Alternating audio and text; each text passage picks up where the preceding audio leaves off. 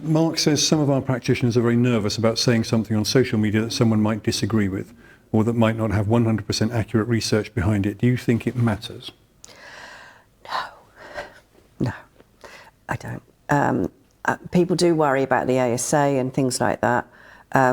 They don't, I'm going to phrase this correctly, they don't watch and police over social media and what people are saying.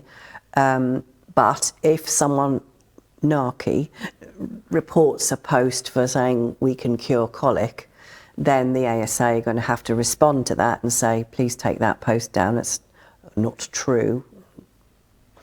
And then you have to just do that and comply, and it goes away.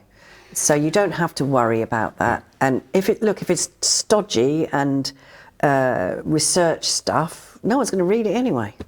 Yeah. So it is social media, so it needs to be friendly and warm and help people to understand why they would come. Yes, and we in the past, we've done a number of shows about advertising standards and marketing, and anyone watching can look into the library of our broadcasts and they can find the advertising standards material that would tell them what you are allowed to say and what you're not allowed to say in terms of what we can treat as osteopaths and chiropractors. Now, like you, I've always said, if it's not on either of those lists and you believe you've got evidence to say it, then you can say it. And as you said, they complained, you take it down and apologise. There is a slight caveat on that, because the General Chiropractic Council, in its, I'll use the word wisdom, does take complaints a bit more seriously. The Osteopathic Council will say this is a ICO matter, an Information Commissioner's Office matter. It's over to them if it's an advertising issue, unless you fail to follow their direction.